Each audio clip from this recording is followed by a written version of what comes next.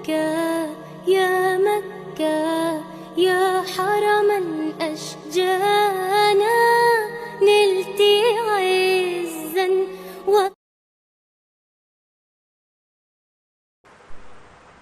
بسم الله الرحمن الرحيم.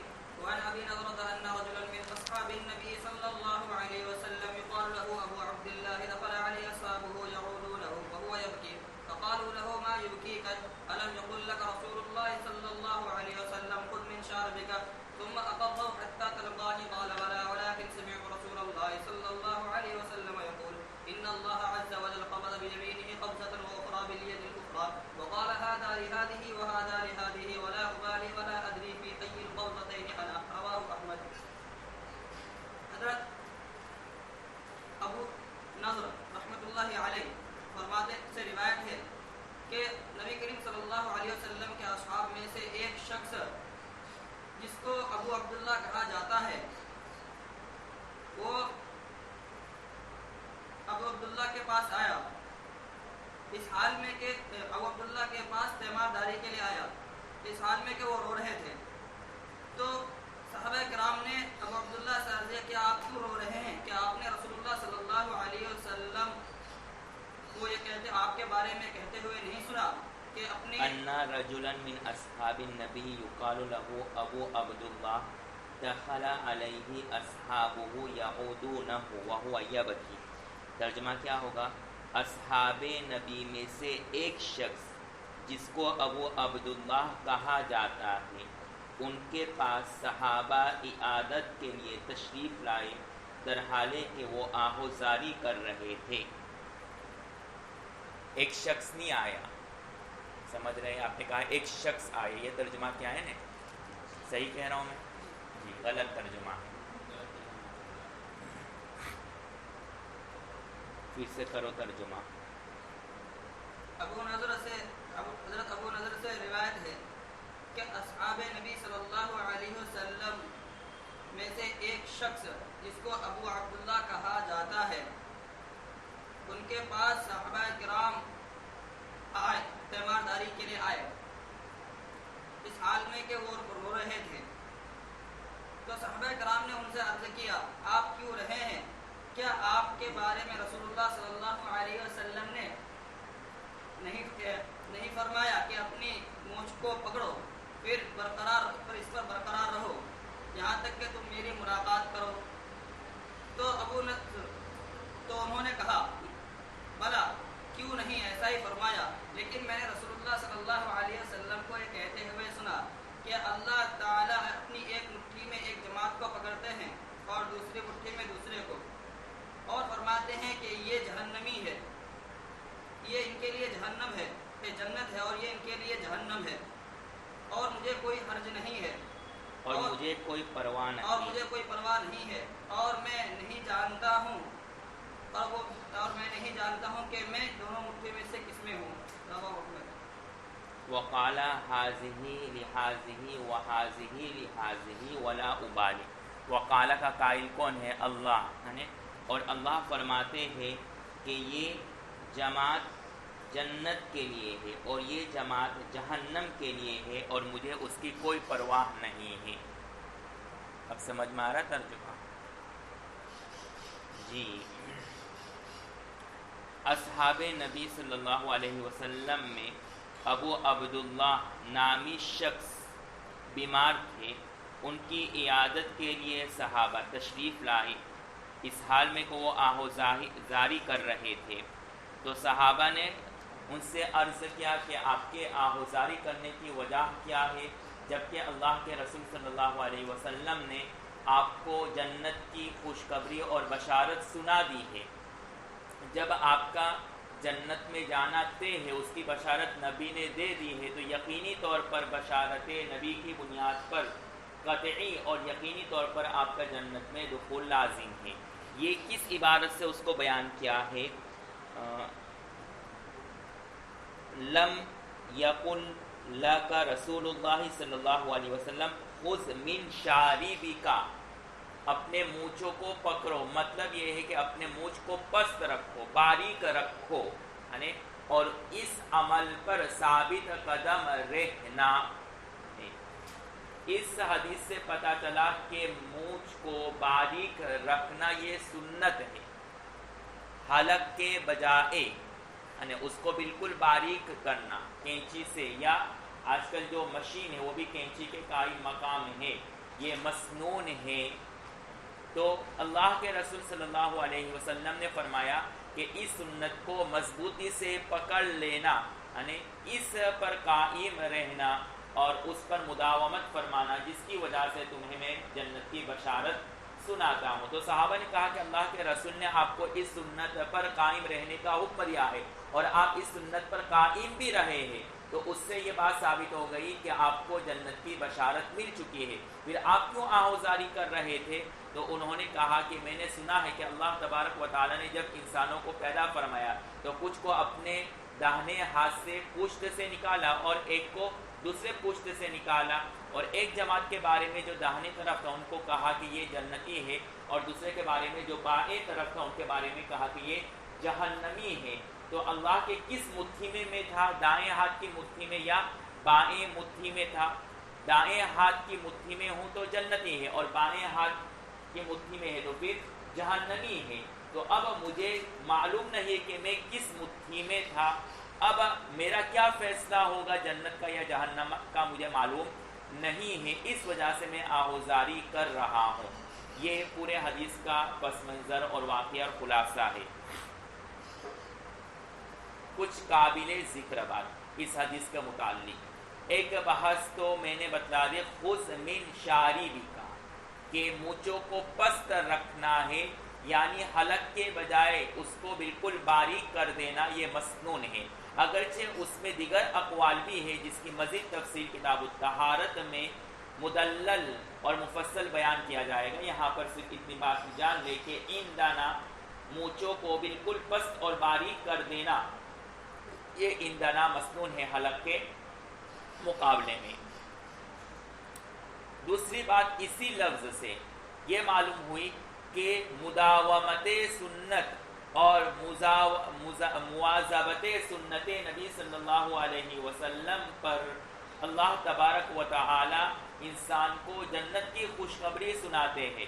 یہاں پر سنت کی اہمیت کو بیان کیا گیا ہے کہ سنت کی اہمیت اس قدر ہے کہ اگر کوئی شخص سنتوں کی پابندی کر لے، اس پر مواظبت کر لے تو اس کو جنت نصیب ہو جائے گا۔ اس کو اللہ کے رسول صلی اللہ علیہ وسلم کی طرف سے سنت کی جنت کی بشارت ہے۔ تو صحابی چونکہ تمام سنتوں پر عمل کرتے تھے، لیکن ایک مخصوص سنت پر اللہ کے رسول نے عمل کرنے کا حکم دیا، اور وہ صحابی اس سنت پر عمل کرتے رہے اور اس پر مواظبت بھی کی اور اس کے اوپر قائم بھی رہے مضبوطی سے۔ اس وجہ سے اللہ کے رسول صلی اللہ علیہ وسلم نے ان کو جنت کی خوشخبری سنائی۔ اسی وجہ سے مولانا قاسم قاری طیب رحمۃ اللہ علیہ فرماتے ہیں کہ میں نے خواب میں دیکھا، طویل واقعہ ہے خلاصہ، کہ اللہ کے رسول اور خلفائے اربعہ دیوبند تشریف لائے ہیں، تو میں یعنی مولانا قاسم نانوتوی رحمۃ اللہ علیہ کو، اسی طرح منا شاہ کو میں نے خواب میں دیکھا۔ قاری طیب صاحب فرماتے ہیں میں نے یہ خواب دیکھا۔ کیا خواب دیکھا؟ کہ نبی اور خلفائے اربعہ دیوبند تشریف لائے ہیں، جس میں سے مولانا قاسم نانوتوی رحمۃ اللہ علیہ اور منا شاہ۔ کون ہے منا شاہ؟ وہ بھی ایک بہت لمبی فہرست ہے۔ سب سے پہلے جس نے دیوبند کی عید کی بنیاد رکھی وہ منا شاہ ہے۔ اتنے پرہیزگار اور نیک تھے کہ اس کے بارے میں کہا گیا کہ جب وہ 90 یا 110 سال کے ہوئے، اس عمر تک بھی انہوں نے گناہ تو بہت دور کی بات، انہوں نے گناہوں کا تصور بھی نہیں کیا، یعنی گناہوں کا وسوسہ بھی نہیں آیا۔ یعنی پھر یہاں پر ایک بحث چھیڑ جاتی ہے کہ اگر اتنے پرہیزگار تھے کہ اپنی آخری عمر میں بھی ان کو گناہ تو بہت دور کی بات، وساوس گناہ بھی نہیں آیا، تو وہ معصوم ہوئے، نبی کے درجے کی طرح ہوئے، تو کیا وہ نبی کے درجے کے برابر ہو جاتا ہے؟ ان کا مقام اس کے برابر یا اس کے قریب ہو جاتا ہے یا نہیں؟ اور آیا کیا کسی عامی انسان اور ولی کو معصومیت کا مقام مل سکتا ہے جیسے نبی کو مل سکتا ہے؟ یعنی اس لیے میں نے کہا کہ اب اس کے بارے میں مزید اور کلام نہیں کرنا ہے۔ بس منا شاہ ایک بہت بڑے اللہ والے تھے، تو مولانا قاسم نانوتوی رحمۃ اللہ علیہ اور منا شاہ دونوں زیارت نبی کے لیے گئے، تو دورے دورے منا شاہ جا رہے تھے اور مولانا قاسم نانوتوی اپنی آہستہ اور درمیانی رفتار میں چلے جا رہے تھے۔ منا شاہ کو اللہ کے رسول نے اپنے بازو میں بٹھا دیا اور مولانا قاسم قاسم نانوتوی رحمۃ اللہ علیہ کو اپنے گود میں بٹھا لیا. منا شاہ نے سوالی نظروں سے دیکھا کہ اللہ کے رسول فرط محبت میں اور عشق میں ہم آپ کے پاس دورے دورے چلے آ رہے تھے اور آپ نے ہمیں بازو میں بٹھا دیا. اور یہ قاسم تو آہستہ آہستہ چلے آ رہا تھا, یعنی اس کو تو اتنا کوئی خاص ذوق و شوق نہیں تھا آپ سے ملنے کا, لیکن آپ نے اس کو گود میں بٹھا دی. یہ تو ناانصافی ہوئی. یعنی ہم اتنی محبت کا اظہار کر رہے ہیں, ہمیں بازو میں بٹھائے اور یہ آہستہ آہستہ چلے آ رہے, لاپرواہ ہو کر, لا ابالی, ہمیں کوئی پرواہ نہیں, آ گئے تو آگے آہستہ آ رہے, اور ان کو آپ نے گود میں بٹھا دیا. تو اللہ کے رسول صلی اللہ علیہ وسلم نے فرمایا کہ منا شاہ حقیقت یہ ہے کہ قاسم میرے قدموں کو تلاش کرتے ہوئے چلے آ رہا تھا اور اپنے قدم کو میرے قدم پر رکھ کر کے آ رہا تھا. تو اس محبت کی بنیاد پر, اس عشق کی بنیاد پر میں نے اس کو اپنی گود میں بٹھا لیا. اس خواب کو بیان کرنے کے بعد قاری طیب صاحب رحمۃ اللہ علیہ کی آنکھوں سے آنسو بہ پڑے اور حضرت نے فرمایا کہ نبی کے قدم پر قدم رکھنے سے نبی کی گود نصیب ہوتی ہے اور نبی کی زندگی پر اپنی زندگی رکھنے سے نبی کی سفارش اور نبی کی محبت نصیب ہوتی ہے. اس لیے علامہ قرطبی رحمۃ اللہ علیہ نے فرمایا کہ جو شخص فرط محبت میں اور عشق نبی میں کثرت سے درود شریف پر ہے تو پل صراط میں یہ درود شریف اس کو جہنم میں گرنے سے بچا لے گا. جی, تو اس حدیث میں یہی بتلانا چاہ رہے ہیں کہ اس صحابی نے اس پر مواظبت کی, اس سنت پر قائم اور دائم رہے. تو دیگر صحابہ نے بھی کہا کہ آپ چونکہ پوری زندگی سنت پر قائم رہے تو نبی کی بشارت یقینی آپ جنت میں ہی جائیں گے, اس لیے آپ کو خوف کرنے کی ضرورت نہیں ہے. اب سوال یہ ہے کہ جب نبی نے بشارت دے دی جنت میں دخول کا, تو پھر ان کے آہوزاری کا مطلب کیا ہے؟ کیا ان کو نبی کے اس فرمان اور نبی کی اس پیشن گوئی پر یقین نہیں تھا؟ تو اس کا جواب یہ ہے کہ ان کو یقین تو تھا کہ اللہ کی پیشین گوئی, اللہ کے رسول کی پیشین گوئی صحیح ہے اور میرا جنت میں داخلہ صحیح ہے, لیکن نبی نے جنت میں داخلے کی قید لگا دی کہ جنت کی بشارت اس قید اور شرط پر مشروط ہے کہ تم اس سنت پر قائم اور دائم رہنا. تو ان کو شک اور شبہ تھا اپنے بارے میں کہ کیا میں نے کما حق کا ہو اس سنت کو ادا کر سکو, اس پر برابر قائم رہ سکا. اس وجہ سے وہ آہوزاری کر رہے تو کہا کہ مجھے معلوم نہیں کہ اللہ مجھے میرے حق میں کیا فیصلہ کرتے, جنت یا جہنم کا. اس لیے کہ ہو سکتا ہے مجھ سے کوئی کوتاہی ہو جائے سنت کی ادائیگی میں, تو اللہ مجھے جہنم میں داخل کرے تو میں کچھ نہیں کہہ سکتا ہوں. اس سے معلوم ہوا کہ اعمال کرنے کے باوجود بھی انسان کو اپنے اعمال پر اعتماد نہیں کر لینا چاہیے. اس لیے میں نے ماقبلہ میں یہ بتایا تھا کہ اپنے ایمان پر مومن ہونے کا یقین ہونا یہ نفاق کی علامت ہے, اور اپنے ایمان کے چلے جانے کا خطرہ رہنا, اپنے ایمان پر ہمیشہ خوف کرتے رہنا یہ خالص مومن کی علامت ہے. تو اپنے ایمان اور اعمال پر مطمئن ہو جانا یہ منافقت کی علامت ہے, اور اپنے اعمال اور ایمان پر خوف محسوس کرنا اور اللہ کا خوف ہمیشہ محسوس کرنا یہ خالص مومن کی علامت ہے. تو اگر آپ پرکھنا چاہتے ہیں کہ آپ کے اندر خالص ایمان ہے یا اس ایمان میں کھوٹ کی ملاوٹ ہے, تو اس پیمانے پر اپنے آپ کو ناپ لیں. اور صحابہ بھی اپنے آپ کو اسی پیمانے پر ناپتے تھے. اور بعض حضرات نے کہا کہ بشارت نبی کے بعد, نبی نے جو بشارت سنائی تھی جنت کی, اس کے باوجود بھی ان کا آہوزاری کرنا اس بنیاد پر تھا کہ ان کی نظر اللہ کی شان بے نیازی اور اللہ کی شان غنا پر تھی, کہ اللہ کی شان غنا اور اللہ کی ذات اس قدر بے نیاز ہے کہ انسان زندگی پر سارے اعمال کرتے رہے. نبی نے بشارت سنا دی, پھر بھی اگر اللہ تبارک و تعالی بدلہ لینے پر اور عذاب دینے پر آئے تو ساری چیزیں بیکار ہیں اور کوئی شخص اللہ کے سامنے میری سفارش نہیں کر سکتا ہے. تو صحابہ پر خوف کا غلبہ رہتا تھا, تو رضی اللہ عنہم کا لقب اور مزدہ ملنے کے باوجود بھی وہ آہوزاری کرتے. اسی طرح بے شمار ایسے واقعات ملتے ہیں جہاں صحابہ اپنے بارے میں یوں کہتے تھے کاش کہ ہم درخت ہوتے یا کاش کہ ہم تنکے ہوتے, باوجود ہے کہ اللہ کے رسول صلی اللہ علیہ وسلم رضی اللہ عنہ کا مزدہ ان کو دے دیا تھا, یہ پیغام پہنچا دیا تھا. لیکن کیوں؟ اس لیے کہ وہ اللہ کی شان بے نیازی کی طرف ان کے ہمیشہ نظر رہتی تھی, جس کی وجہ سے ان پر آخرت کا خوف اور آخرت کا غلبہ رہتا, خوف آخرت کا غلبہ رہتا تھا.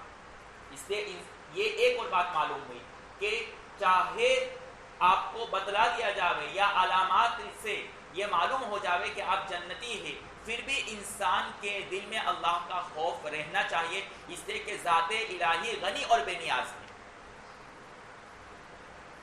اگر آپ کے دل میں یہ بات بیٹھ جائے کہ اللہ کی ذات غنی اور بے نیاز ہے تو اس کے لیے آپ کے لیے اعمال کرنا آسان ہے، پھر ان اعمال پر تکبر سے بچنا بھی آسان ہے۔ اسی وجہ سے میں نے ماقبل میں بتایا صاحب روح المعانی کے حوالے سے کہ جب ابراہیم علیہ السلام اور اسماعیل علیہ السلام نے کعبۃ اللہ کو بنا دیا تو انہوں نے کہا تقبل منا، کہ ہم سے اس عمل کو قبول کرو، تو روح المعانی فرماتے ہیں کہ ان کا یہ عمل اخلاص پر مبنی ہے، 100% یقین ہے، اس میں رتی برابر شک و شبہ نہیں ہے کہ نبی نے بغیر اخلاص کے یہ عمل ہو ہی نہیں سکتا ہے، 100% اخلاص کے ساتھ اس عمل کو کیا، پھر بھی کہے تقبل منا، ہماری طرف سے اس عمل کو قبول کرو، باوجود اخلاص ہونے کے پھر بھی وہ قبولیت اعمال کو کیوں کہہ رہے ہیں، اس کی دعا کیوں مانگ رہے، تو وہاں روح المعانی صاحب علامہ علوسی فرماتے ہیں کہ اس کی وجہ یہ ہے کہ ان کے اوپر بھی اللہ کی شان غنا پر نظر تھی، کہ اللہ کی شان بے نیازی کا حال یہ ہے کہ انسان اخلاص کے ساتھ عمل کرے پھر بھی اللہ اس کو مسترد اور مردود کر سکتا، تو صحابہ پر اور اس صحابی پر بھی یہی اللہ کا خوف غالب تھا، اللہ کی شان بے نیازی کو دیکھتے ہوئے، یہ بتلانا چاہ رہے ہیں یہاں پر۔ خیر یہ پورے حدیث کا محصر اور خلاصہ ہے، اور اس سے حاصل ہونے والے علوم اور نکات، اور بھی بہت کچھ ہے لیکن اتنا کافی ہے۔ چلیے، وعن ابن عباس رضي الله تعالى عنه أن النبي صلى الله عليه وسلم قال أخذ الله ميثاقا من زهر آدم بنعمان يعني أربة فأخرج من صلبه كل ذرية ذرأها فنثرهم بين يديه كالدر ثم كلمهم قولا قال ألست بربكم قالوا بلى شهدنا أن تقولوا يوم القيامة إنا كنا عن هذا غافلين أو تقولوا إنما أشرك آباؤنا من قبل وكنا ذرية من بعدهم أفتهلكنا بما فعل المبطلون رواه أحمد۔ ابن عباس رضی اللہ تعالی عنہ نبی کریم صلی اللہ علیہ وسلم سے روایت کرتے ہیں، فرماتے ہیں کہ اللہ تبارک و تعالی وادی نعمان یعنی وادی عرفہ میں آدم علیہ السلام، عرفہ کوئی وادی نہیں ہے، وادی الگ چیز ہے، میدان الگ چیز ہے، یعنی میدان عرفہ میں آدم علیہ السلام کی ذریت سے ایک عہد و پیمان لیا، اور پس پوری ذریت کو آدم علیہ السلام کی پشت سے نکال کر ان کو پیدا کیا۔ زرعہ کے معنی پیدا کرنا، نیچے لکھا بھی ہے زرعہ ای خلقہ، پھر ان کو آدم علیہ السلام کے سامنے چوٹی کی طرف پھیلا دیا۔ ہاں، نصرم کے معنی فرقہ، یعنی متفرق کر دینا، پھیلا دینا۔ پھر ان کے آمنے سامنے گفتگو کی، اور اللہ تبارک و تعالیٰ نے فرمایا کہ کیا میں تمہارا رب نہیں ہوں؟ انہوں نے کہا جی ہاں، کیوں نہیں، آپ ہی ہمارے رب ہیں۔ فرمایا کہ میں نے اس لیے تم سے گواہی لی کہ تم یہ نہ کل قیامت کے دن یہ نہ کہو کہ ہم اس چیز سے غافل تھے، یا یہ نہ کہو کہ ہمارے آبا و اجداد نے اس سے پہلے شرک کیا تھا اور ہم ان کے بعد کی ذریت ہیں، کیا آپ ہم کو باطل پرستوں کے کیے دھرے کی وجہ سے ہلاک کر دو گے؟ رواه احمد۔ جی، ابن عباس رضی اللہ تعالیٰ عنہ سے مروی ہے کہ اللہ کے رسول صلی اللہ علیہ وسلم نے فرمایا کہ یہ تفصیل ماقبل میں آ چکی ہے کہ استخراج ذریت آدم کہاں ہوا ہے، تو اس میں سے ایک قول یہ تھا کہ میدان عرفات کے قریب وادی نعمان بروزن زمعان، نعمان نہ پڑھے، کیا پڑھنا ہے؟ نعمان، یعنی بروزن زمعان، ضاد کے ساتھ، زوئی کے ساتھ، تو وادی نعمان میں اللہ کے رسول صلی اللہ علیہ وسلم فرماتے ہیں کہ بنی آدم کا جب استخراج ہوا تو وہاں ان سے وعدہ اور میثاق لیا گیا ہے، جس کو آپ کہتے ہیں عہد الستو، یعنی عہد الستو۔ یہ عہد الستو کہاں پیش آیا؟ تو راوی کہتے ہیں میدان عرفات میں وادی نعمان میں یہ پیش آیا۔ اب نعمان کیا ہے؟ بعض مفسرین اور بعض علماء اور محدثین کہتے ہیں کہ نعمان ایک وادی ہے جو میدان عرفات کے قریب ہے، اور بعض حضرات کہتے ہیں کہ یہ ایک پہاڑ کا نام ہے عرفات کے قریب۔ بہرحال عرفات کے قریب چاہے وادی ہو نعمان نام کی یا چاہے ایک پہاڑ نام ہو، وہاں جب تمام بنی آدم کا استخراج کیا گیا تھا تو ان سے ایک وعدہ اور عہد لیا گیا تھا، اور وعدہ اور میثاق کیا ہے؟ اللہ تبارک و تعالیٰ نے فرمایا کہ کیا میں تمہارا رب نہیں ہوں؟ الستو بربکم، کیا میں تمہارا رب نہیں ہوں؟ تو تمام ذریات نے اور آدم کی تمام اولاد نے کہا قالوا بلا، کیوں نہیں، آپ ہمارے رب ہیں۔ پھر جب عہد الستو کا واقعہ پیش آیا تو آدم علیہ السلام کی تمام ذریات کو، جو میں نے قبل میں بتلا دیا تھا کہ استخراج ذریات اصل شکل میں نہیں ہوئے بلکہ چیونٹی کی شکل میں، اس لیے کہ اگر اصل شکل میں ہو جائے تو پھر آدم علیہ السلام کا سب کو ایک وقت دیکھنا، ان سے بات کرنا کافی متاثر ہو جائے. کروڑوں اربوں خربوں لامتناہی تعداد، شاید گنتی کی بھی تعداد ختم ہو جائے، قیامت تک جتنے بھی لوگ آئے تو ہم نے جو گنتی متعین کی ہے وہ بھی شاید کم پڑ جائے، اتنی ساری نسل ہے. تو ان کو تمام چیونٹی کی طرف ہلا دیا اور آدم علیہ السلام ان کی طرف متوجہ ہو کر کے بات چیت کی. پھر اللہ تبارک و تعالیٰ نے ان سے عہد الستو لیا. یہ پورا واقعہ ہے. پھر اس آیت میں جو پورے عہد الستو کے پس منظر کو بیان کیا ہے، اس میں علت بیان کی گئی ہے کہ عہد الستو کیوں لیا گیا، یعنی الستو بربکم کا سوال کیوں کیا گیا. تو فرماتے ہیں اللہ تبارک و تعالیٰ کہ میں نے اپنے ربوبیت کی گواہی تم سے اس لیے مانگی اور اس کی شہادت تم سے اس لیے کروایا تاکہ آئندہ کل قیامت کے دن اور میدان حشر میں تمہارے کفر یا نافرمانی کی وجہ سے جہنم میں ڈالے جاؤ تو تم یوں نہ کہو کہ ہمیں معلوم کہ آپ ہمارے رب تھے، ہمیں آپ کی پرستش کرنی تھی، ہم نے تو دوسری کی پرستش کی. تو اللہ کہیں گے کہ ہم نے تم سے گواہی لی تھی اور تم نے گواہی میں کہا تھا کہ ہاں آپ ہمارے رب ہیں اور ہم آپ ہی کی پرستش اور عبادت کریں گے. تو اب اقرار کے بعد تمہارا یہ انکار صحیح نہیں ہے. اب یہی اقرار کل قیامت کے دن تمہارے خلاف حجت تامہ ہے. اب تمہارے پاس کوئی بہانہ نہیں ہو سکتا ہے کہ ہمارے پاس کوئی پیغام نہیں آیا تھا کہ آپ ہمارے رب تھے، اس وجہ سے ہم کفر میں مبتلا تھے، یا یہ بہانہ پیش کرنا یا یہ عذر پیش کرنا کہ ہمارے آباء و اجداد کفر و شرک کرتے تھے تو ہم بھی ان کے نقش و قدم پر چلتے ہوئے کفر و شرک کیا. اب ان نادان جو باطل لوگ ہیں ہمارے آباء و اجداد، ان کی وجہ سے ہم نے کفر و شرک کیا تو ان کو جہنم میں ڈالو، ہمیں کیوں ڈال رہے ہیں؟ ٹھیک ہے، تو یہ بھی عذر تمہارا قابل قبول نہیں ہے. جب تمہیں حقیقت معلوم ہے کہ صحیح چیز کیا ہے، غلط چیز کیا ہے، تو اپنے آباء و اجداد کی تابعداری کرنا، ان کے نقش قدم پر چلنا صحیح نہیں ہے. ایک خاندان چوروں اور ڈاکوؤں کا ہے، اس میں آپ کی پیدائش ہوئی یا کسی کی پیدائش ہوئی تو اس کا ہرگز ہی مطلب نہیں ہے کہ پورا خاندان اور گھرانہ چوروں کا ہے تو آپ بھی اس کے نقش قدم پر چلتے ہوئے چور ہی بن جائے، بلکہ آپ کی ذمہ داری بنتی ہے کہ یہ تحقیق کرے کہ یہ جو کام کر رہے صحیح یا غلط ہے. جب تحقیق معلوم ہو جائے اور فطرت سلیمہ سے اور عقل سلیم سے انسان یہ خود محسوس کر لیتا ہے کہ صحیح کیا ہے اور غلط کیا ہے، تو جس کو کوئی دلیل بھی نہ ہو اس کے پاس، لیکن اس کا دل اس کی فطرت سلیمہ خود کہہ دے گا کہ یہ چوری غلط کام ہے اور وہ اس کام سے محفوظ رہے گا. پیچھے بھی آ گیا یعنی کہ اللہ تبارک و تعالیٰ نے ہر انسان کو فطرت سلیم پر پیدا فرمایا. مطلب یہ ہے کہ وہ غور و فکر کرے تو اس فطرت سلیم کے ذریعے سے وہ صحیح راستے کو ضرور پا سکتا ہے. اسی طرح بے شمار ایسے واقعات ملتے ہیں جہاں لوگ گمراہ تھے لیکن اسی فطرت سلیمہ کی بنیاد پر آخری وقت میں ان کو ایمان نصیب ہو گیا، انہوں نے صحیح بات کو اور حق بات کو ضرور پا لیا ہے. تو یہ دلیل کا پیش کرنا کہ ہمیں معلوم نہیں تھا کہ آپ ہمارے رب تھے اور ہم تو اپنے باپ داداؤں کے نقش قدم پر چلتے ہوئے اسی کفر اور الحاد میں مبتلا رہے، اس لیے ہمیں عذاب نہیں ہونا چاہیے بلکہ ہمارے آباء و اجداد کو ہونا چاہیے. یہ بھی عذر تمہارے قابل قبول نہیں ہوگا. ٹھیک ہے، ابھی ہی کل شاید روایت آ گئی کہ آدم علیہ السلام نے اپنے تمام نسلوں کے پیشانی پر نور کو دیکھا، تو وہاں بھی ہم نے بتایا کہ نور سے مراد کیا ہے، فطرت سلیمہ. پھر دوسری بات میں پڑھا کہ کچھ لوگوں کو دائیں طرف پیدا کیا جو سفید تھے اور کچھ کالے تھے، یہ بھی روایت آ گئی. تو ان تمام روایت سے پتہ چلتا ہے کہ فطرت سلیمہ ہر ایک انسان کے اندر موجود ہے، کوئی اس سے عاری اور خالی نہیں ہے. لیکن ان دونوں روایت میں تعارض ہوتا ہے کہ جب آدم نے سب کے پیشانی پر فطرت سلیمہ کی سفیدی اور چمک کو دیکھا تو پھر ایک نسل کے بارے میں کہنا اللہ تبارک و تعالیٰ کے داہنے طرف جو تھے وہ سفید تھے اور بائیں طرف تھے وہ سیاہ تھے.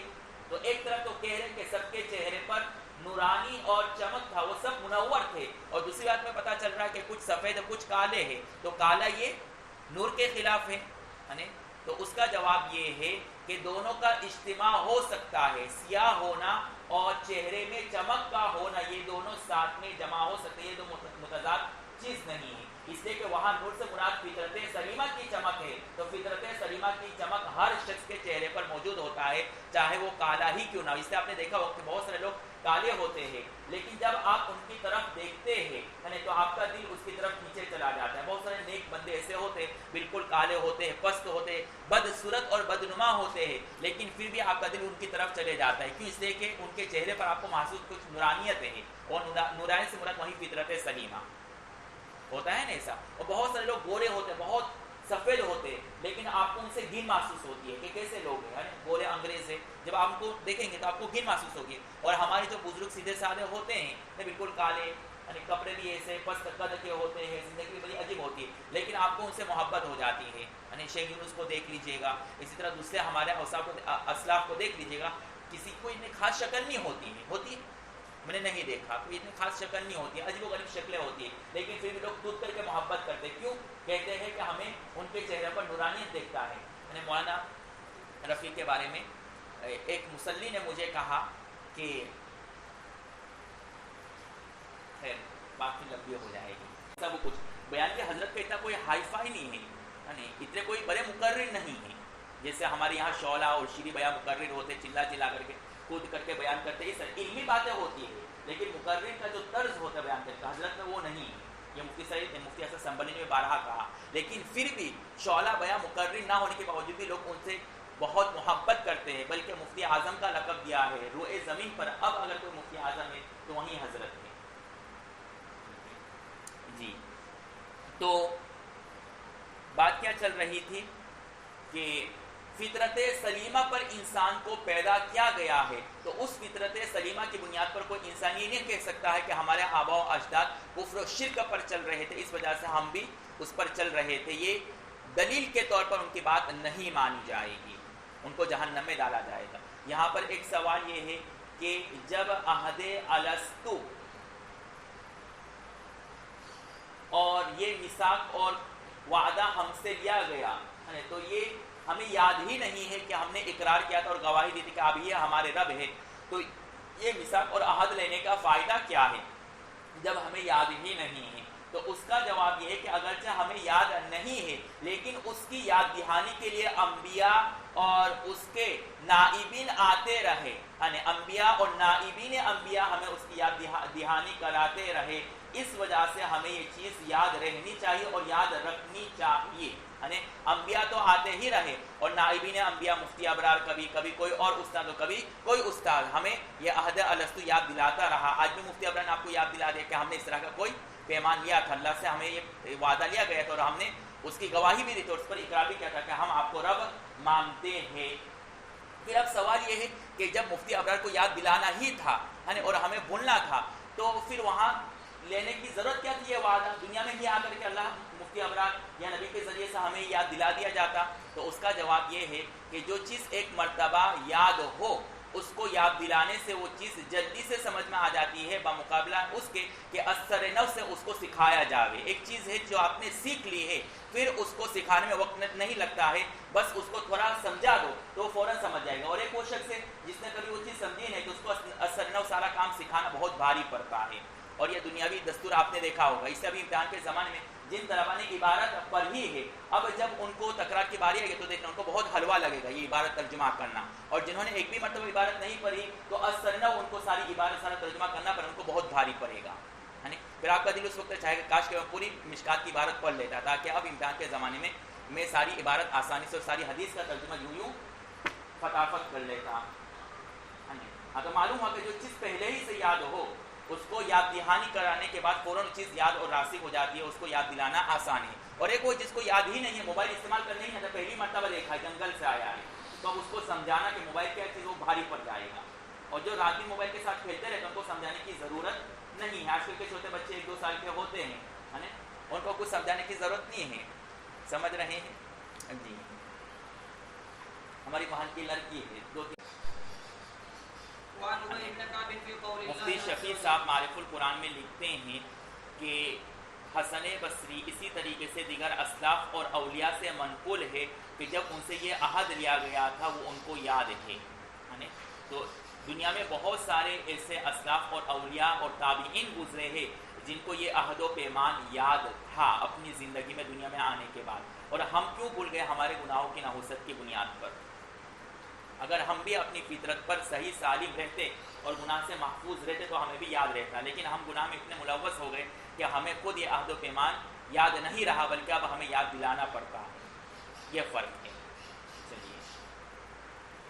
وعن ابي بن كعب في قول الله عز وجل واذ اخذ ربك من بني ادم من ظهورهم ذريتهم قال جمعهم فجعلهم ازواجا ثم صورهم فاستنطقهم فتكلموا ثم اخذ عليهم العهد والميثاق وارشدهم على انفسهم الست بربكم قالوا بلى قال فاني اشهد عليكم السماوات السبع والارضين السبع واشهد عليكم اباكم ادم ان تقولوا يوم القيامه لم نعلم بهذه علموا انه لا اله غيري ولا رب غيري ولا تشركوا بي شيئا ان ارسل اليكم رسلي يذكرونكم عهدي وميثاقي وانزل عليكم كتبي قالوا شهدنا بانك ربك والهنا لا رب لنا غيرك ولا اله لنا غيرك فاقروا بذلك ورفع عليهم ادم عليه السلام ينظر اليهم فراى الغني والفقير وحسن الصورة ودون ذلك فقال رب لولا سويت بين عبادك قال فإني أحببت أن أشكر رأي الأنبياء فيهم مثل السرج عليهم النور خلطوا بميثاق آخر في الرسالة والنبوة وفي قوله تبارك وتعالى وإذ أخذنا من النبيين ميثاقهم إلى قوله عيسى ابن مريم كان في تلك الأرواح فأرسله إلى مريم عليها السلام فحدث عن أبي أنه دخل من فيها رواه أحمد. حضرت ابی ابن کعب سے مروی ہے کہ اللہ تعالیٰ کے قول وَإِذْ أَخَذَ رَبُّكَ مِنْ حضرت ابی بن کعب رضی اللہ تعالیٰ عنہ اللہ تبارک و تعالیٰ کے قول وَإِذْ أَخَذَ رَبُّكَ مِنْ بَنِي آدَمَ إِلَى آخِرِهِ کی تفسیر کرتے ہوئے فرماتے ہیں. یہاں پر قول سے مراد تفسیر. میں نے کہا نا کہ قول کا لفظ جیسے جیسے صلات آئیں گے اسی حساب سے اس کا معنی بدلے گا. تو یہاں پر آیت کالا کے بعد آیت آ رہے، مطلب یہ ہے کہ قال یہاں پر تفسیر کے معنی میں ہے، کہنے کے معنی میں نہیں ہے. قرآن کہا نہیں جاتا، قرآن کی تفسیر کی جاتی ہے. تفسیر کرتے ہوئے فرماتے ہیں کہ اللہ تعالیٰ نے آدم علیہ السلام کی ضروریت کو جمع کیا، پھر ان کو جوڑے میں بنایا، پھر ان کو شکل و صورت دی، پھر ان کو قوت گویائی دی اور انہوں نے بات کیا. پھر اللہ تبارک و تعالیٰ نے ان سے عہد و پیمان لیا اور ان کو انہی پر گواہ بنایا. الست بربکم قالوا بلی، کیا میں تمہارا رب نہیں ہوں؟ انہوں نے کہا جی ہاں، کیوں نہیں. اللہ تبارک و تعالیٰ فرماتے ہیں کہ میں نے تم پر دیکھیے آگے کا ترجمہ کرنے سے پہلے یہ جو مضمون ہے اوپر بھی آ چکا ہے ابھی کی روایت میں، یعنی کہ بنی آدم سے یہ میثاق اور وعدہ لیا گیا، وہی مضمون ہے، کوئی خاص فرق نہیں ہے. اب آگے کے جو الفاظ آ رہے ہیں اس میں کچھ فرق ہے، لیکن یہاں پر صرف ایک زائد چیز ہے جو اوپر والی روایت میں نہیں ہے کہ ان کو جوڑے میں بنایا. وہاں تو صرف کیا استخراج ذریت کا ذکر ہے، ساری نسلوں کو نکالا گیا، پھر نکالنے کے بعد ان سے یہ وعدہ لیا گیا. لیکن یہاں پر کیا کہہ رہے کہ ذریات کو نکالنے کے بعد ان کو ازواج جوڑوں میں بنایا. تو جوڑوں میں بنانے کا مطلب کیا ہے؟ اس کی دو تفسیر کی گئی ہے. یا تو ان کو مذکر اور مؤنث بنایا، یعنی مذکر اور مؤنث میں بنایا. ایک طرف اگر مذکر دوسری طرف مؤنث ہے، یہ مطلب ہے جوڑے بنانے کا. اور دوسری ازواجہ کی تفسیر یہ کی گئی ہے کہ ان کو مختلف اوصاف اور احوال میں اور اطوار میں ڈھالا گیا. یعنی انسان مختلف احوال اور اوصاف سے متصف ہوتا ہے. کوئی وصف غربت میں متصف ہوتا ہے، کوئی وصف غنا میں، کوئی وصف حسن صورت میں، کوئی وصف بدصورتی میں. یعنی مختلف صورتوں میں اور مختلف احوال میں انسان کو پیدا. کوئی بہت خوبصورت اور گورا ہے، اور کوئی بہت کالا ہے، چشمہ والا ہے، بنگالی کی طرح ہے، اور کوئی بہت مالدار اور کوئی بہت غریب اور فقیر ہے. سمجھ رہے جی؟ یہ بتلانا ہے. تو ازواجہ کی یہ دوسری تعریف، مختلف احوال اور اوصاف. پھر ان کی مختلف صورتیں بنائی، پھر ان کو قوت گویائی دی جس کے وجہ سے انہوں نے تکلم کیا. ظاہری بات ہے قوت گویائی دیکھیں گے تحید وہ تکلم کریں گے. تو اللہ تبارک و تعالیٰ نے ان سے سوال کیا کہ میں تمہارا رب نہیں ہوں. تو اسی قوت گویائی جو اللہ نے ان کو عطا کی تو انہوں نے کہا بلا کیوں نہیں. ابن عباس رضی اللہ تعالیٰ عنہ فرماتے ہیں، روح المعانی نے یہ بات نقل کی ہے ابن عباس کے حوالے سے کہ جب اللہ تبارک و تعالیٰ نے کہا الستو بربکم، تو اس کے جواب میں تمام لوگوں نے، تمام ذریات نے بلا کے ذریعے سے جواب دیا، نعم نہیں کہا. نعم بھی کہہ سکتے تھے نا، لیکن نعم نہیں کہا بلکہ کیا کہا؟ بلا کہا. اس کا جواب یہ ہے کہ نعم تاکید کے لیے آتا ہے. ما قبل کا جملہ اگر اس بات ہو تو تاکید اس بات ہوتا ہے، اور اگر ما قبل کا جملہ نفی ہو تو اس بات نفی کے لیے آتا ہے، جبکہ بلا نفی کی نفی کے لیے آتا ہے جو کہ اس بات ہے. اب کہا الستو بربکم، یہ نفی ہے، اور نعم کہتے تو نعم ما قبل والا جملہ نفی ہے، تو اس نفی کی اس بات، اس نفی کی تاکید کے لیے آتا ہے. تو اب ترجمہ اور مطلب کیا ہوگا؟ الستو بربکم نعم، یعنی نہیں ہو. کیا میں تمہارا رب نہیں؟ تو نعم کا مطلب ہے جی ہاں نہیں ہو، اس لیے کہ نعم ما قبل کی تاکید کے لیے آتا ہے. اگر نفی ہے تو اس کی تاکید ہوگی، اور اگر اس بات ہے تو اس کی تاکید. یہاں پر نفی ہے تو اس نفی کی تاکید ہو رہی ہے، اس نفی کی نفی نہیں ہو رہی بلکہ اس نفی کی تاکید کر رہے ہیں آپ سمجھے. اور بلا نفی کی نفی کے لیے آتا ہے. تو الستو یہ نفی ہے، تو اب اس کی نفی کس نے کر دی؟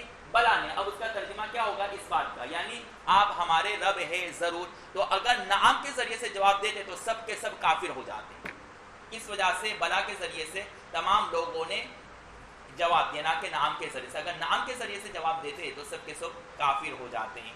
بس آگے کی روایت بات کہ وہ بعد میں مکمل کر لیں گے. ترجمہ ہو چکا ہے، جہاں سے بات ہے وہ یاد دلانا. یہ تم نے پہنچایا نہیں، بتا دیتے. اب اس کو کالا بنائے تو اس کو تکلیف ہوگی کہ نہیں؟ ہاں. اور اس کو گورا بنایا تو آدم علیہ السلام نے کیا کہا کہ ہماری ساری اولاد کو گورے اور خوبصورت اور مالدار بنا دیتے ہیں. یہ ان کا اعتراض تھا. پھر اللہ نے کیا جواب دیا دیکھیے. تو رب تبارک و تعالیٰ نے فرمایا کہ میں چاہتا ہوں کہ وہ میری شکر ادا کرے. پھر حضرت آدم علیہ السلام نے یہ جواب دیا ہے کہ انسانوں میں جو تفاوت پیدا کیا گیا ہے وہ اس بنیاد پر ہے تاکہ ان کے اندر شکر گزاری پیدا ہو. کس طریقے سے؟ کہ مالدار جب غریب کو اور غریبی میں، تندرستی میں اور غربت میں دیکھے گا تو اپنی نعمتوں کو دیکھ کر کے وہ اللہ کا شکر ادا کرے گا. اور جب غریب مالدار کو دیکھے گا کہ مال کے فتنے میں مالدار شخص کیسا مبتلا ہوتا ہے تو اللہ کا شکر ادا کرے گا کہ اللہ کا شکر ہے کہ میں غریب ہوں. اور خوبصورت بدصورت کو دیکھ کر کے شکر ادا کرے گا کہ اللہ کا شکر ہے کہ میرا چہرہ ٹھیک ٹھاک ہے، اور اللہ کا شکر ادا کرے. اور بدصورت خوبصورت کو دیکھ کر کے اس طور پر شکر ادا کرے گا کہ وہ حسن کے فتنے میں مبتلا ہے تو اس حسن کے فتنے سے میں محفوظ ہوں. جہاں حسن ہے تو وہاں فتنہ بھی ہے، ٹھیک ہے، دونوں میں فتنہ ہے. جہاں حسن میں فتنہ ہے وہاں بدصورت میں بھی فتنہ ہے، دونوں چیزوں میں فتنہ ہے. سمجھ رہے ہیں؟ ایسا نہیں کہ کوئی مالدار ہے تو بہت عافیت میں اور غریب ہے تو نقصان میں ہے. جہاں مالدار ہے وہاں عافیت کے ساتھ ساتھ اس کے ساتھ فتنہ بھی ہے. جہاں غربت ہے تو تکلیف کے ساتھ ساتھ حفاظت بھی ہے اور فتنہ بھی ہے اس کے ساتھ. سمجھ رہے ہیں جی؟ تو ہمیں کس پہلو کو دیکھنا ہے؟ عافیت والے پہلو کو دیکھنا ہے. دونوں چیزوں میں فتنہ، حسن میں بھی اور بدصورت میں بھی، اور دونوں میں اچھائی بھی ہے. تو اس اچھائی کو دیکھ کر کے اللہ کا شکر ادا کرنا چاہیے. سمجھ رہے ہیں؟ ہاں. خوبصورتی کا فتنہ کیا ہے؟ لوگ اس کے پیچھے پڑ جاتے ہیں اور سب کی بری نظر ہوتی ہے.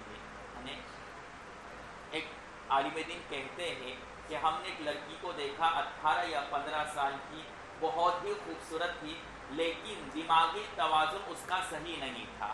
تو میں نے کہا کہ اتنی کم عمر اور خوبصورت لڑکی کا دماغی توازن کیوں صحیح نہیں؟ تو کہا کہ بالغ ہونے سے پہلے اس کے ساتھ اتنی جبری طور پر زنا کیا گیا ہے کہ وہ اس ڈپریشن کو، اس ٹینشن کو اور تکلیف کو برداشت نہیں کر سکے، جس کی وجہ سے وہ دماغی طور پر اپنا توازن کھو دیا ہے.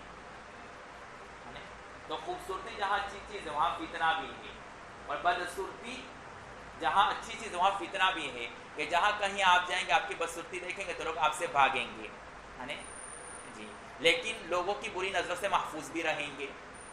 اور جہاں خوبصورتی ہوگی سب آپ کے آس پاس ارد گرد گھومیں گے، لیکن پھر خطرہ بھی ہے کہ لوگ آپ کو بری نظر سے دیکھیں یا کچھ الٹا سیدھا کر لے. اور آدم علیہ السلام نے ذریت میں انبیاء علیہ السلام کو دیکھا جو چراغ کی طرح ان پر روشن تھے. ہاں، چراغ کی طرح ان پر نور تھا. جیسا کہ پہلی والی روایت میں آپ نے پڑھا کہ تمام نسلوں میں آدم علیہ السلام نے نور کو دیکھا ان کی پیشانی پر. تو اسی طریقے سے انبیاء مثل سراج اور چراغ کے وہ منور تھے. کس طرح چراغ روشن ہوتا ہے اسی طرح انبیاء کے چہرے اسی طرح منور تھے. تو معلوم ہوا اس حدیث سے کہ جہاں عام انسانوں سے میثاق اور وعدہ لیا گیا تھا تو انبیاء سے بھی وعدہ لیا گیا تھا، لیکن وہ مخصوص وعدہ تھا، ان کو علیحدہ عہد و پیمان لیا گیا تھا، میثاق لیا گیا تھا. یعنی جہاں انبیاء سے الستو بربکم کا یہ وعدہ لیا گیا تھا تو قرآنی نصوص سے یہ بھی پتا چلا کہ ان سے یہ بھی عہد و پیمان لیا گیا تھا کہ تمہارے بعد جو نبی آئے ان کی تائید بھی کرنا. جہاں ان سے میثاق لیا گیا ہے بلا کا تو وہاں ان سے ایک اور میثاق لیا گیا تھا کہ اگر تمہارے بعد دوسرا نبی آئے تو ان کی تصدیق کرنا اور کہنا کہ یہ نبی برحق تھے. لہذا عیسیٰ علیہ السلام سے پہلے موسیٰ علیہ السلام اور دیگر انبیاء تھے، ان کی تصدیق حضرت عیسیٰ علیہ السلام نے کی. پھر عیسیٰ علیہ السلام کی وفات ہوئی تو نبی آئے تو نبی نے عیسیٰ علیہ السلام کی تصدیق کی، بلکہ یہاں تک کہا کہ میری امت پر جو فتنہ آئے گا عیسیٰ علیہ السلام اس کا خاتمہ کریں گے. دجال اور یاجوج ماجوج کا خاتمہ کون کریں گے؟ عیسیٰ علیہ السلام ہی کریں گے. تو اتنی زبردست تصدیق اللہ کے رسول نے کہ وہ ہماری امت میں آئیں گے امتی بن کر کے.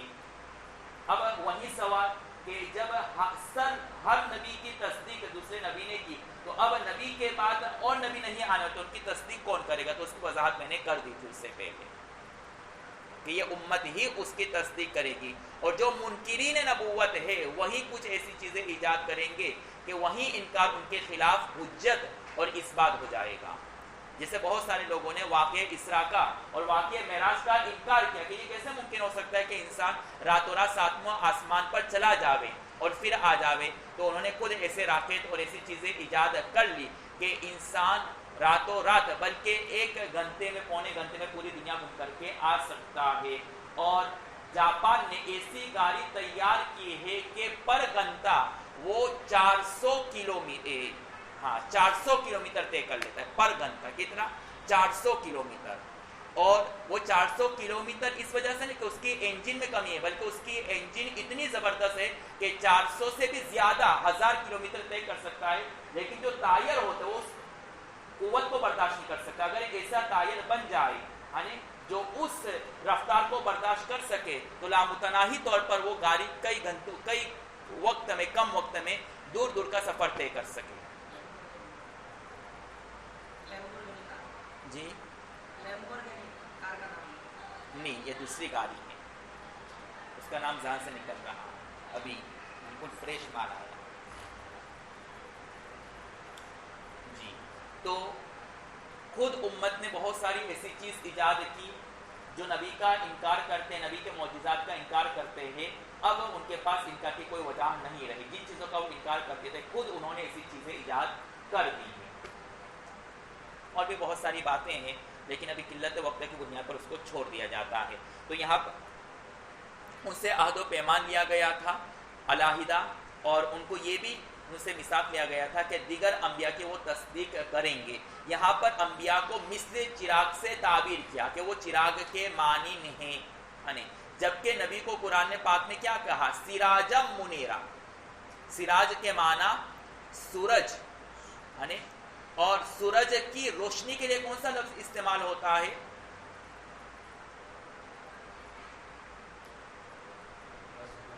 جی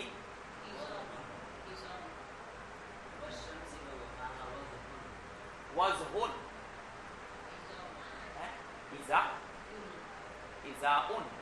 جی زوءن، جی اس کی روشنی کے لیے زوءن کا لفظ استعمال ہوتا ہے. اس طرح کے اور دیگر الفاظ ہیں. اور چراغ کی روشنی کے لیے منیر کا لفظ استعمال ہوتا ہے، نورن. تو دو چیز لائے، ایک تو سورج اور ایک طرف منیر لائے.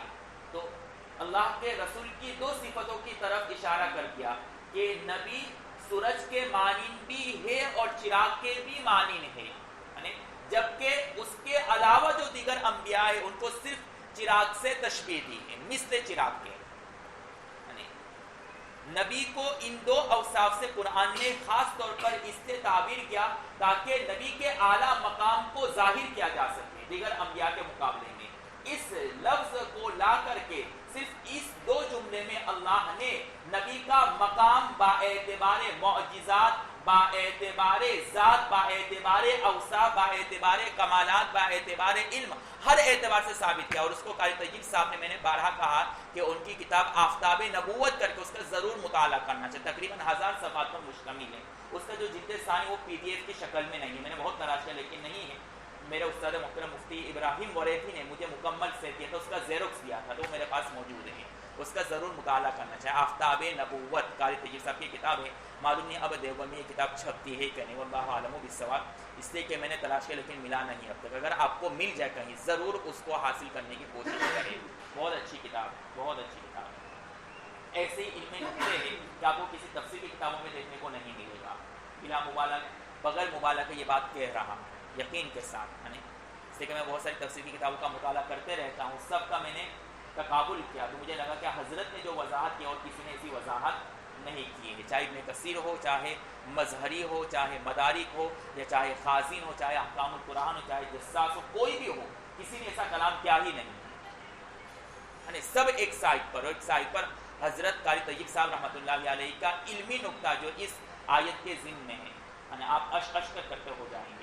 اس کا ضرور مطالعہ کریں. اگر کبھی آپ کو دیوبند سہارنپور جانا ہو، یہ کتاب مل جاتی ہو، چاہے مہنگی مل جاوے خرید لو، اور پرانی ہی کیوں نہ خرید لو.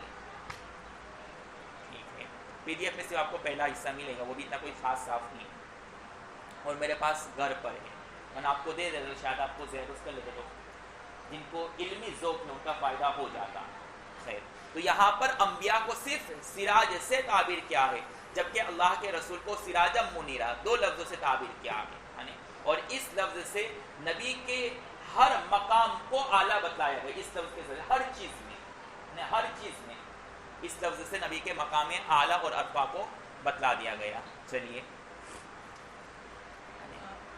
مزید تفصیلات جلد ثانی میں جہاں انبیاء کے معجزات، نبی کے فضائل اور مناقب آئیں گے، وہاں آپ اپنے اساتذہ سے پوچھ سکتے ہیں کہ سراجا منیرا کیوں کہا، اس کے پیچھے کیا وجہ ہے، اور اس کے ذریعے سے کون کون سے نبی کے مناقب اور اوصاف کو ہائی لائٹ کیا گیا ہے. اس کا اس بحث کا مقام جلد ثانی ہے. اگر میرے پاس جلد ثانی ہوتا تو ضرور ان تمام توصیفات کو میں ہائی لائٹ کرتا، بہت کھول کھول کر کے اس کو بیان کرتا. اسی طرح سحر کا بھی جلد ثانی تھا، لیکن پھر بھی میں نے کچھ اشارہ کر دیا ہے، اور یہاں پر بھی کچھ اشارہ کر دیا، اتنا کافی ہے. مزید کے لیے مطولات کا مطالعہ کریں یا اپنے دیگر اساتذہ سے مراجعات کریں، یا جن کے پاس جلالین ہیں ان سے پوچھیں، لیکن وہی بتائیں گے، مظہری والا، ابن کثیر والا. چلو آگے چلیے. اور رسالت اور نبوت کے سلسلے میں دوسرا عہد لیا گیا، اور وہ اللہ تبارک و تعالی رسالت میں دوسرا عہد لیا گیا، وہیں کہ آپ ان کی تصدیق کریں گے. ہمیں رسالت میں ان سے عہد لیا گیا. ایک تو یہ ہے کہ تبلیغ جو ان کو کرنا اس کو مکمل پہنچائیں گے، اور اس کے بعد جو انبیاء ہیں ان کی تصدیق بھی کریں گے. چلیے. اور وہ رب تبارک و تعالی کا قول وَإِذْ أَخَذْنَا مِنَ النَّبِيِّينَ مِيثَاقَهُمْ إِلَى قَوْلِهِ عِيسَى ابْنُ مَرْيَمَ. جی. اور جب ہم نے انبیاء علیہ السلام سے ان کا عہد لیا، الی آخر عیسی ابن مریم تک. چلو آگے. تو ان روحوں میں ہم نے مریم کی طرف اس کو بھیجا. کانا فی تلک الارواح، اور وہ ان ارواح میں تھے. کانا کے اندر ہوا جو ضمیر ہے اس کا مرجع عیسیٰ علیہ السلام ہے. ان ارواح میں عیسیٰ علیہ السلام بھی تھے. یعنی جو آیت میں ہے اس میں تو کیا بتایا گیا ہے کہ انبیاء سے جو میثاق اور عہد لیا گیا تھا رسالت کے بارے میں، اس آیت سے اس کی تائید ہوتی ہے. اللہ کے رسول یہ بتلانا چاہ رہے ہیں. پھر آگے اللہ کے رسول کیا فرماتے ہیں کہ جب انبیاء سے میثاق اور عہد و پیمان لیا جا رہا تھا اس میں عیسیٰ علیہ السلام بھی تھے ان ارواح میں. بات سمجھ میں آ رہی ہے؟ کہنا چاہیے وَكَانَ ذَلِكَ فِي الْأَرْوَاحِ، اور وہ ان ارواح میں تھے. فی تلک الارواح، ان ارواح میں، یعنی عیسیٰ علیہ السلام بھی ان ارواح میں شامل تھے. چلیے آگے. پھر اس روح کو مریم علیہ السلام، ہاں یعنی عیسیٰ علیہ السلام کی روح کو مریم علیہ السلام کی طرف بھیج دیا گیا. جس طرح کہ میں نے بتایا کہ جب عہد الستو اور بلا کا عہد پورا ہو گیا تو تمام ارواح کو ان کے آبائی صلب میں اور پشت میں ان کو بھیج دیا گیا. تو عیسیٰ علیہ السلام کا تو کوئی والد نہیں ہے، تو پھر ان کی روح کو کہاں بھیج دیا گیا؟ مریم علیہ السلام میں. پھر راوی خود آگے اس کی تفصیل کرتے ہیں کہ جبرائیل کے توسل سے مریم علیہ السلام کی منہ سے ان کی روح یعنی صلی اللہ علیہ وسلم کی روح ان کے جسم میں داخل ہو گئی. دیکھیے آگے. بس ابی ابن کعب سے یہ بھی فحدث عن ابی رضی اللہ تعالی عنہ اس کی تفسیر کرتے ہوئے فرماتے ہیں کہ انہو دخل من فیہا کہ عیسیٰ علیہ السلام کی روح مریم کے منہ سے داخل ہوا. حدیث سے مراد یہاں پر بیان کرنا نہیں بلکہ تفسیر کرنا، وضاحت کرنا. ان سے یہ بھی بطور وضاحت مروی ہے کہ روح عیسیٰ مریم کے جسم میں داخل ہوا من فیہا ان کے منہ سے یعنی مریم کی منہ سے. بس چلیے آگے. وعن ابي الدرداء قال بينهما نحن عند رسول الله صلى الله عليه وسلم نتذاكر ما يكون اذا قال رسول الله صلى الله عليه وسلم اذا سمعتم بجبل زال عن مكانه فصدقوه واذا سمعتم برجل تغير عن خلقه فلا تصدقوه فانه يسير الى ما جبل عليه رواه احمد. حضرت ابو درداء سے روایت ہے، فرماتے ہیں کہ ہم ایک دن رسول اللہ صلی اللہ علیہ وسلم کے پاس بیٹھے ہوئے مذاکرہ کر رہے تھے تو اس وقت رسول اللہ صلی اللہ علیہ وسلم نے فرمایا ما یکون نتذاکر ما یکون ہم مذاکرہ کر رہے تھے ہونے والی چیزوں کے بارے میں. ہم مذاکرہ کر رہے تھے ہونے والی چیز کے آئندہ شود یعنی وہ چیزیں جو آئندہ پیش آنے والی. فارسی میں ذوق رکھنے والے طلباء اس عبارت کا ترجمہ سمجھ سکتے. ما یکونوں کا ترجمہ حضرت نے فارسی زبان میں کر دیا اور جنہوں نے فارسی نہیں پڑھا ہے ان کے لیے سب برابر ہیں. چلیے چیز کے آئندہ شود یعنی ہم مذاکرہ کر رہے تھے آئندہ آنے والی چیزوں کے بارے میں. اس وقت رسول اللہ صلی اللہ علیہ وسلم نے فرمایا جب تم سنو کہ پہاڑ اپنی جگہ سے ٹل گئی تو تم اس کو تصدیق کر لو، اور جب تم سنو کہ آدمی کے اس کے فطرت متغیر ہو گئی تو اس کو تم تصدیق نہ کرو.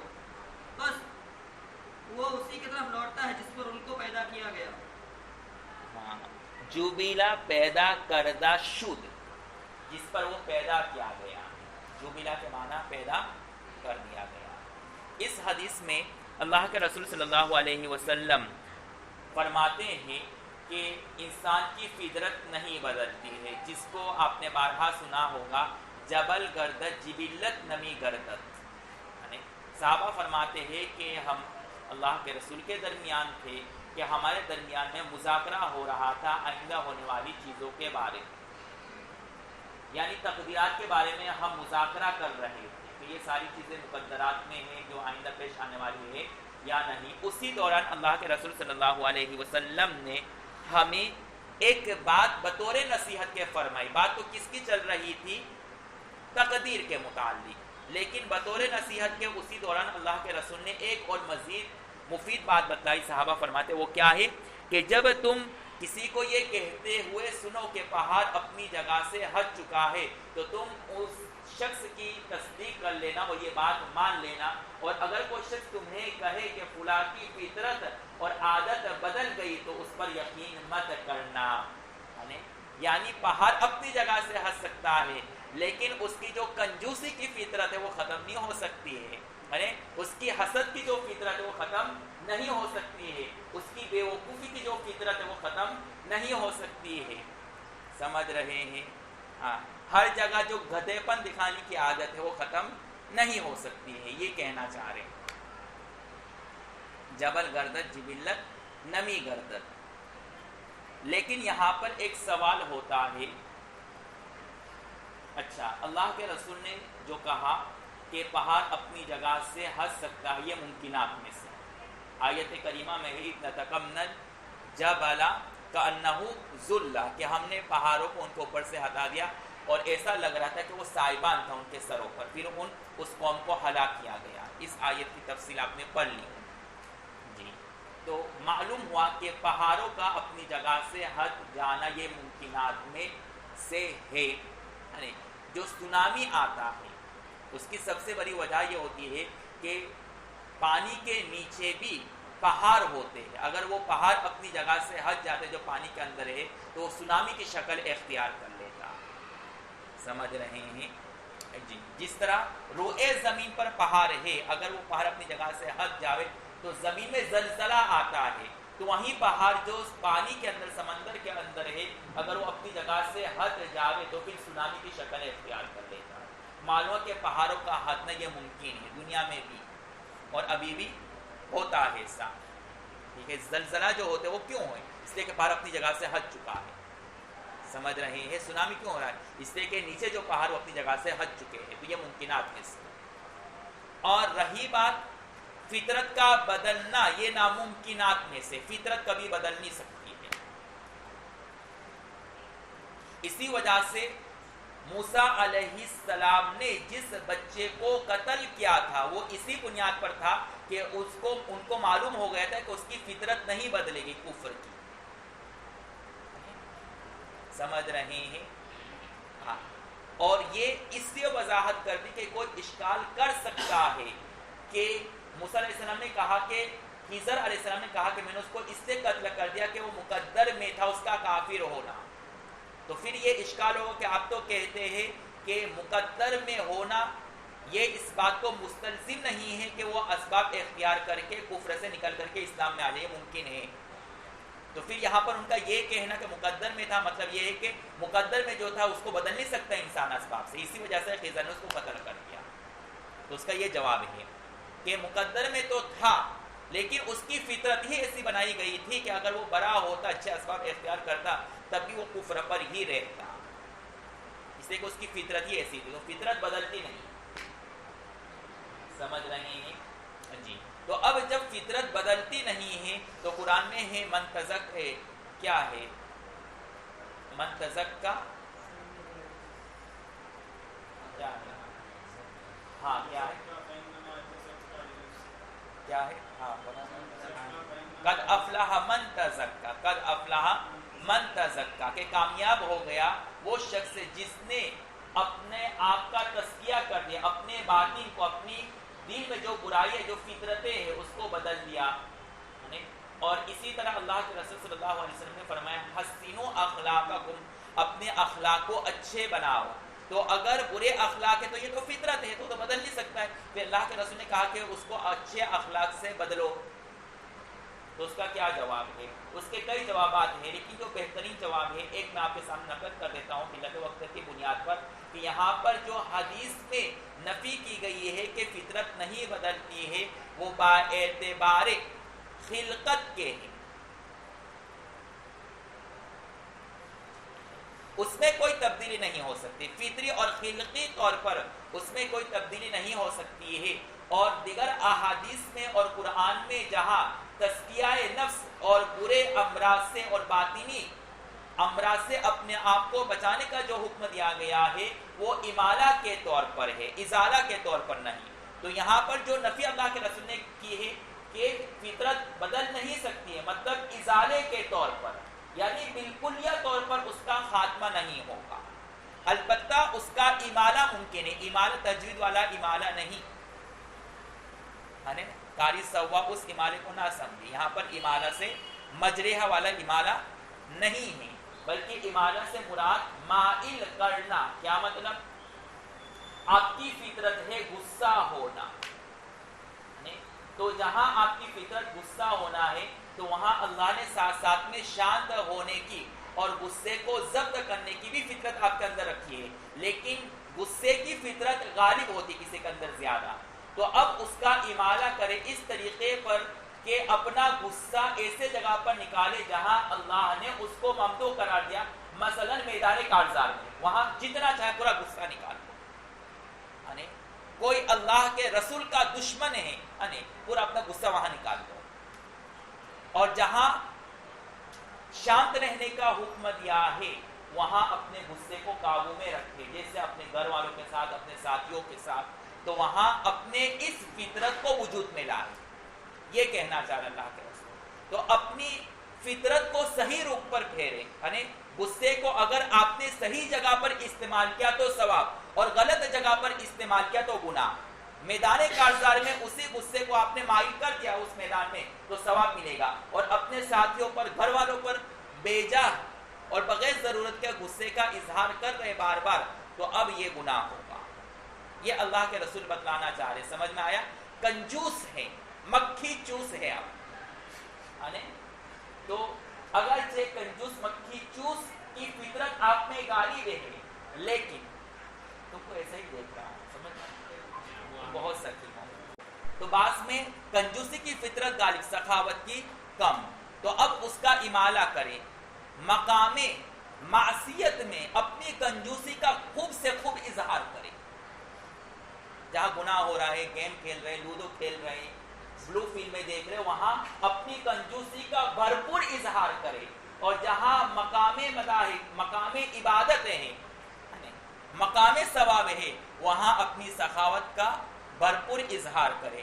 لہذا استادوں کو کھلانے میں، اپنے ساتھیوں کو کھلانے میں سخاوت کا اظہار۔ امید ہے کہ آپ کو پوری تفصیل اور تشریح سمجھ میں آ چکی، نہیں سمجھے تو دیگر اقوال نقل کر دیتا ہوں، سمجھ میں آ گئے ہے؟ چلیے۔ وعن ام سلمة قالت يا رسول الله لا يزال يصيبك في كل عام وجع من الشاة المسمومة الذي أكلت، قال ما أصابني شيء منها إلا وهو مكتوب علي وآدم في طينته، رواه ابن ماجہ۔ حضرت ام سلمہ سے روایت ہے، فرماتی ہے کہ اللہ کے رسول اس زہر آلود بکری کی وجہ سے جس کو آپ نے تناول فرمایا تھا، ہر سال آپ کو تکلیف پہنچتی ہے، تو آپ صلی اللہ علیہ وسلم نے فرمایا کہ مجھے صرف وہی تکلیف پہنچتی ہے جو مجھ پر لکھ دیا گیا تھا، اور اس وقت آدم علیہ السلام مٹی کے اندر تھے۔ جی، اس واقعے کا پس منظر کیا ہے؟